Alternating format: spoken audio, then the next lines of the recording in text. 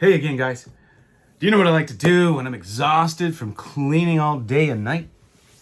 I like to look at some baseball cards. Hey, I just in the mood. I'm just in one of those moods. I wanna go through a box of mostly 1930s cards. There are a few 1920s sets in here too, but man, this box is filled with all kind of goodies. Just love looking through. This is one of the boxes I look through the most. I'm gonna start off with, man, such a great regional set, 1921 Oxford Confectionery. Guess these were distributed, I believe, in Pennsylvania only. And I only have 3 from the set. They're tough. One of my favorite all-time cards, I just loved it the first time I set eyes on it, is the Walter Johnson. I have a fascination with getting old-time pitchers in batting poses. You know, it's a little unusual. This is what these look like on the back, if you're curious. And here's a 30’s speaker.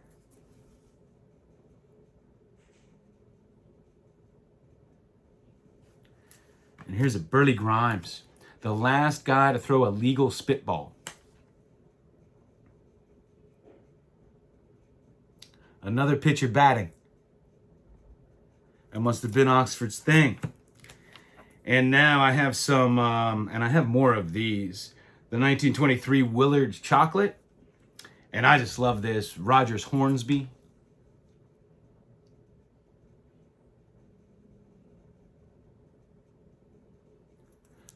Highest batting average in the modern era, 424. Batted over 400 3 times. Just one of the greatest hitters ever. And another Walter Johnson batting. And these are pretty scarce. They're not as rare as the Burke Ross, but they're pretty rare. That was for you, Dave, if you're watching. 30’s speaker.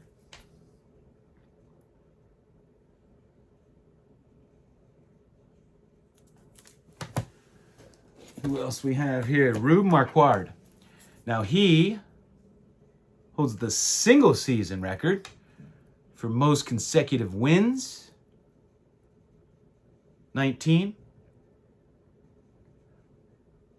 Of course, Carl Hubble holds the total record over 2 seasons, 24 games in a row.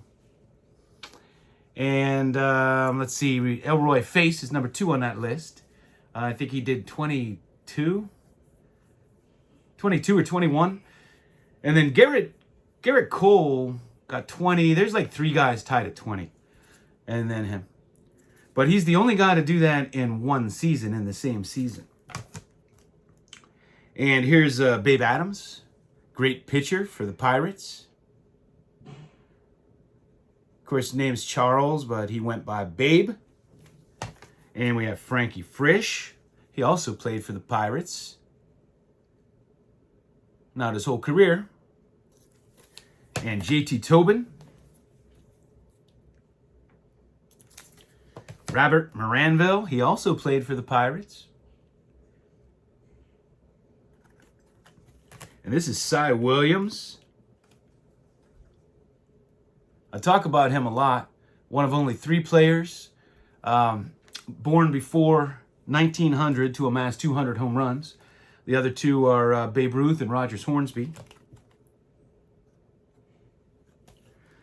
Let's see. Oh, man. We got the 1922 W5 75-1. And this is the card. If you go onto PSA's website right now and pull this set up, this is the card they show. It's the only one they've ever graded. Walter Johnson. Now, I have seen an SGC. Seen 1 or 2 SGCs. So I've seen a total of 2 or 3 of these, but PSA has only graded 1. At least the last time I checked. And George Sisler.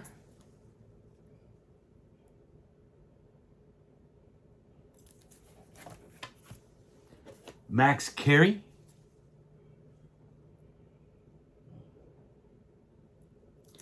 Oh, I got one of these little bagger chocolates. Lefty Grove. These are tough. These little cards are hard to show up on the camera, but it's a cool card.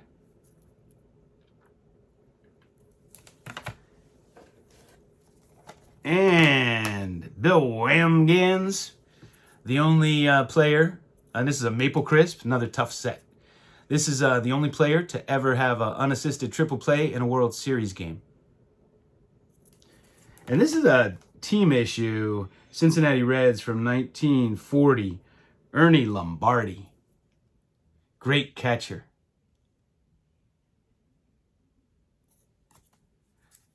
Would he win 2 batting titles? At least 1 MVP. I think 1 MVP and 2 batting titles. You don't see too many catchers win batting titles. Oh, this Charles Gehringer. What's this? A George C. Miller. These came and they were a coupon. So in full form, there's a bottom here. And you would cut off that bottom and send them in for, I forget the products they sold. I'll have to look it up. I'm tired. But, you know, so a lot of them don't have that bottom because the coupon was redeemed. But you could still find them. They're plentiful in full form as well. But happy to have a card from this set, honestly. Here's Smokey Joe Wood. And he was such a great baseball player. You know, he was one of the most dominant pitchers. But when his arm went, they moved him to the outfield, and he was still a good player. Aren't too many pitchers could do that. So this card shows him in the outfield, which is kind of cool. Although I do need an earlier one. He doesn't have very, very many cards. If you want a Smokey Joe Wood, I mean, the ones that come to mind are the T207 Brown Border set and the Hassan Triple Folders. There's one that's more scarce than with Tris Speaker, and the one with Smokey Joe Wood is harder to find than the other Tris Speaker. I have the other Tris Speaker, but really like to get the one with Smokey Joe Wood. Here's another Bill Wambas. Wamgans. Hard to pronounce his name. We have Wally Shang.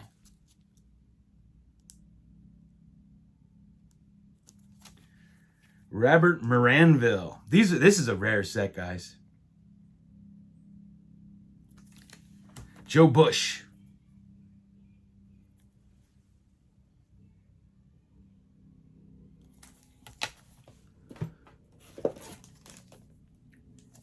Another Cy Williams.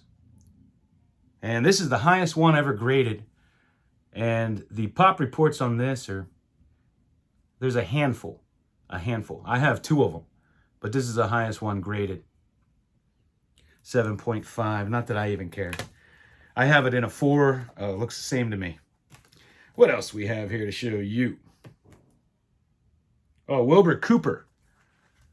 Maybe the best pitcher the Pirates ever had. If you don't know Wilbur Cooper, look him up. You know, him and Babe Adams back in the day, but he didn't have a long career, but he was a good pitcher. There's another Rabbit Moranville. This is an American Caramel. Oh, now we get into the 1936 Worldwide Gum. I always have to look because growing up, I always thought these were 1935. I think in the old days, that's what they thought they were, but these are Canadian issues. And another rare set. What can I say? Here's Dizzy Dean.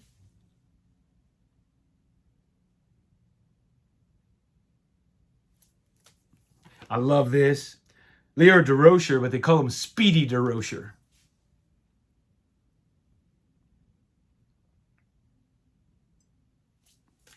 And another pitcher batting. Red Ruffing. Great card. Here's the first one I ever got years ago. Bill Terry.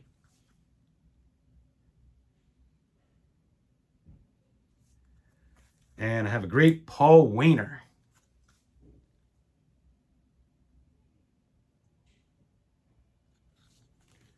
Of course, The DiMaggio in this set, insane amount of money.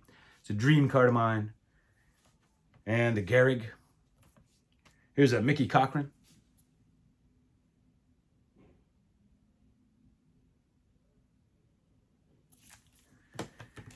Chick Hafey, Hall of Famer that a lot of collectors don't know about. Chick Hafey. And this is Rip Collins.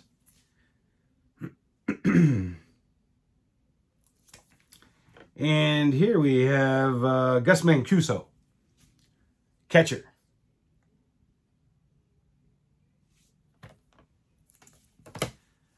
And I have one more here. Burgess Whitehead.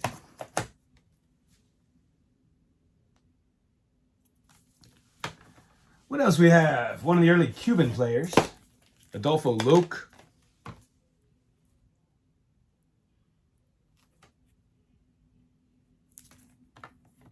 This is Joe Judge.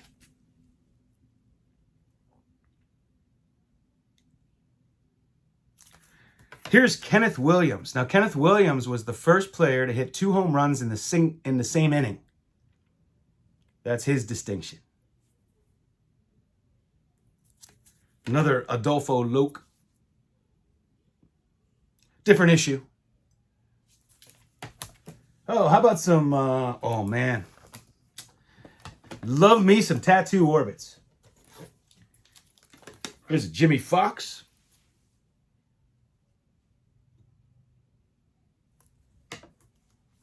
Rogers Hornsby. I have a raw Dizzy Dean. This is one of my favorite all-time cards. I just love this card. And if you know, you could just put it like that if you want a graded copy. Lefty Grove. I love this Paul Wayne, a really cool card. And when I was in Tampa with James and, man, so many. James and Lou Rock and Junior Baseball Fanatic 12 and his family and Hitman 23. Man, the list goes on and on. Sticks and Seams. I don't want to miss anybody, but met so many people out there. Bart. Anyway, I got this at that show. Burley Grimes. And it's just a great card because, as I mentioned earlier, he was the last guy to throw a legal spitballer, so that's what he's known for. And I just love that he's going to his mouth there with the glove and the ball.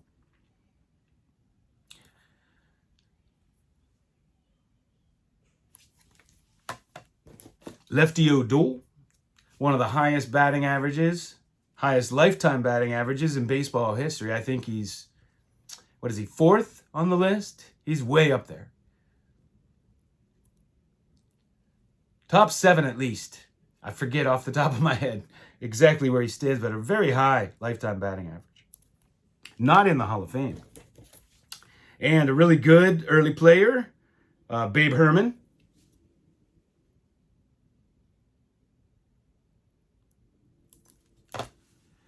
And these tattoo orbits had these, I guess, you know, like these photo developing kind of cards. And they are really rare. I was watching the Dizzy Dean years ago, but they're not all created equal because a lot of times they're very, very faded. And they wanted a decent amount of money for a very faded one. And I may never find one, but I'm holding out for one I can at least see. But this is the Pepper Martin here.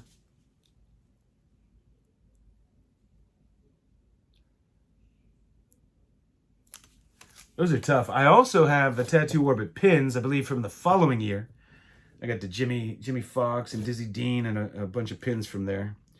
And this is Frank Pitlack. So I only have 2 of these. These are tough to come by. I know Rick, Vintage Oddball Cards, was looking for one recently. And this is such a cool card. Joe Vosmick. Joe Vosmick. You know, one of those players, you know, a good solid player that a lot of people might not be familiar with. But that card's so awesome. And here we have another Lefty O'Doul. Show you what these look like on the back, in case you're interested. Pretty simple. Of course, most of us who had those Dover reprints back in the day knew what they look like. Here is a Marty McManus.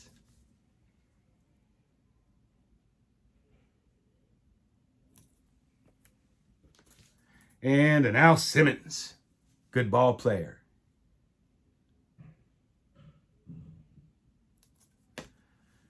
And I have this, these were a cutout set. Little strip cards. Tris Speaker. And they are the 1923 W572. I can't always remember these off the top of my head. There's so many different catalog numbers. A pose you're probably familiar with. Used on the American Caramel and lots of other cards, but these are pretty scarce. Here's the Babe Ruth. Actually, most of the ones that I had acquired back in the day are rare, and I never had them graded. Grover Alexander.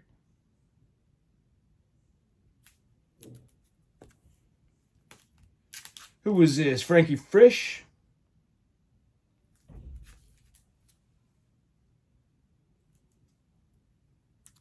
Joe Bush.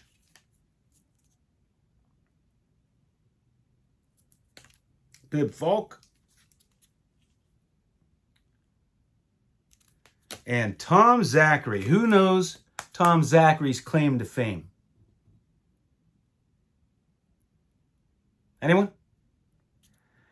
He gave up Babe Ruth's 60th. Gave up Babe Ruth's 60th home run. Here's Pie Trainer.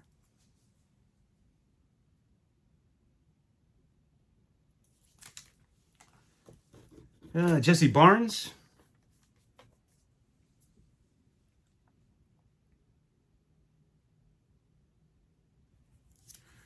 Bob Veach.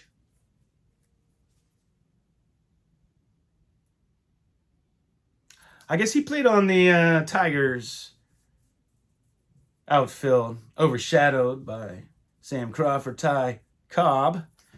And I think he came along after Davy Jones. Well, we would have had to, given the year. Davy Jones, he was in that book, Glory of Our Times. He was one of the people in there. Here's a U.S. Caramel Red Roughing.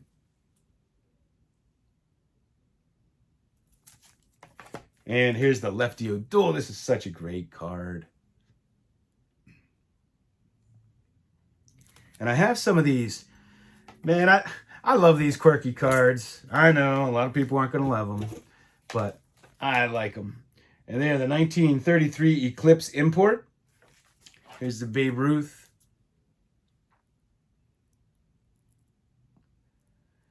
And believe it or not, these are rare. And I don't mean Burke Ross rare. And I don't mean, you know, PSA 9 rare. I mean, they're hard to find. In any condition.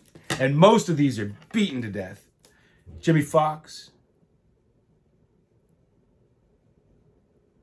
I saw a Babe Ruth. He had the eyes cut out. Here's a Lefty Grove.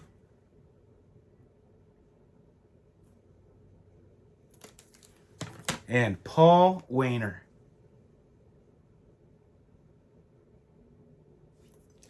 Here's a card that I picked up not so long ago, and this is another scarce card, rare card. It's a rare card, and it's a I gotta read this, 1928 W553 Rogers Hornsby, and this is another one of those strip card cutouts, which, you know, that's what you have to collect if you want to collect in the 20s, but it's a little more elaborate around the border.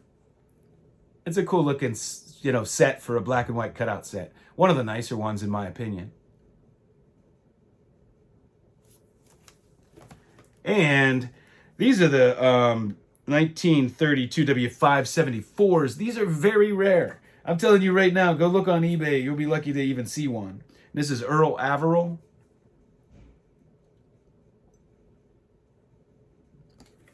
And another Joe Vosmick.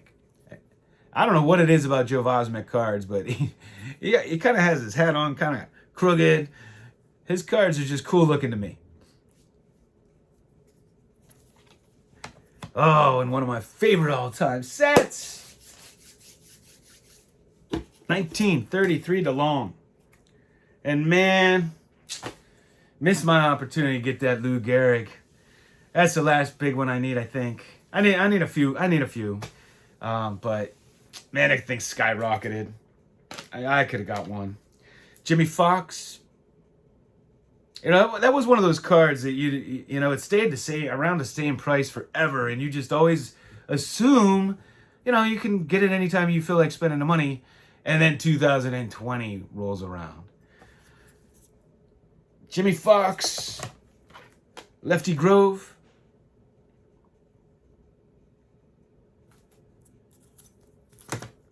Pie Trainer. And this is one of my favorite all-time cards right there. I've wanted that since I was a little kid. I was so excited to finally get one. Mickey Cochran.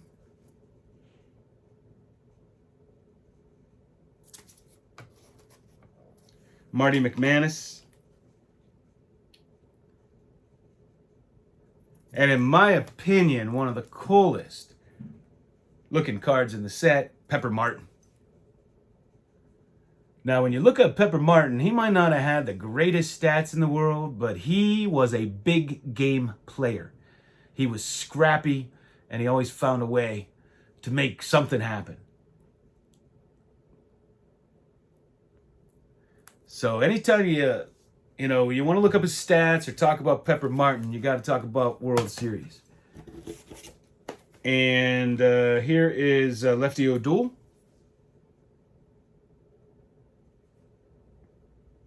And another great looking card, Jimmy Dykes. Another good solid player. And this is Freddie Lindstrom. Now, Freddie Lindstrom was known to be one of the greatest third basemen of the time. But you can see here he's in the outfield with Pittsburgh, because we had a guy, the Pirates had a guy at third base named Pie Trainer, and they weren't going to replace him. So when the Pirates got him, they moved him to the outfield. And then I forget where he went when he left Pittsburgh. I want to say Cincinnati, but I'm not positive. I'd have to look it up. But then he went back to third base. But he was known as a really great third baseman of the time. Goose Goslin, another great player. And Bill Terry, and I got this from an old-time dealer here, who sets up at the mall once in a while. I just love the 33 Delong set. How about some 36 Goudeys? Here's a Hank Greenberg. It's a beauty.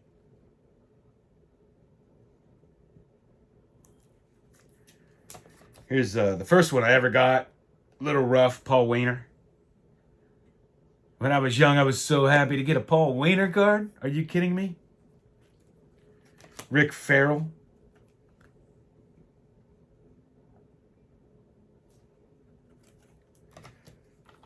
Just talking about him, Pepper Martin.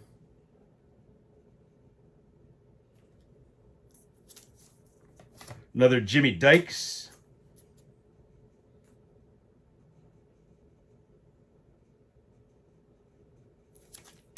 Wally Burger.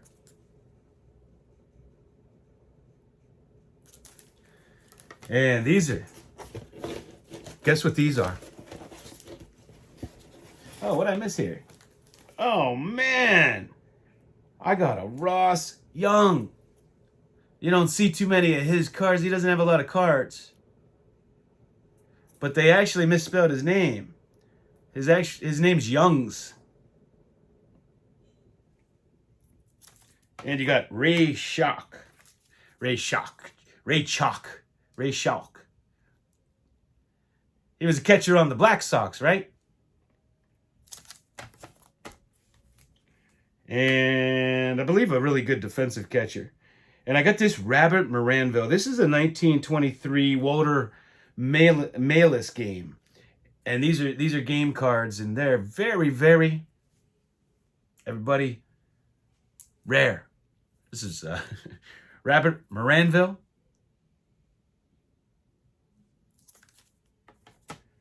Who's this? Ed Rommel.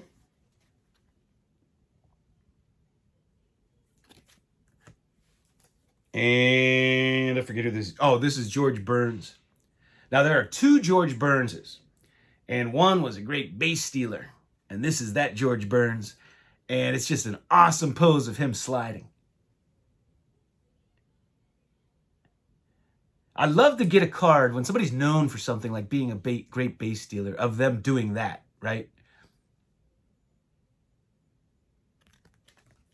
And I got some of these. Now, these, no one even knew existed until like 1990. They had 2 finds of them. And before that, no one knew anything about them. But this is a 1926 Spalding. And here's the Babe Ruth. And these came, I guess you would turn the cards in, and this is what made them rare. And you would get a coupon for sporting goods. So I guess if you were a little kid and you were playing Little League and you needed a glove, that glove was probably more important than your Babe Ruth card. Now, it wouldn't be to me. I'd play barehanded. But here's Max Carey, another good base stealer.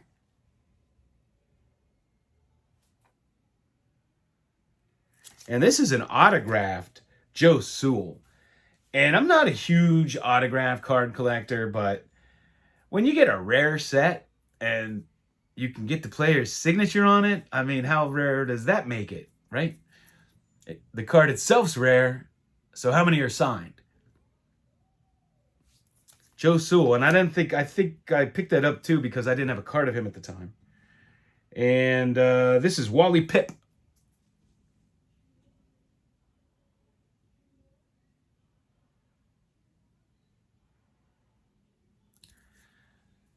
Now, Wally Pipp, isn't that who Lou Gehrig replaced? I believe. Oh, man, should I go through some Diamond Stars? Nah, you know what, I think that's it. I've had a long day, I'm tired. Hey, I hope you enjoyed these cards. I know if you're a collector, I know you've appreciated some of these. Some of these are, you know, just fantastic cards.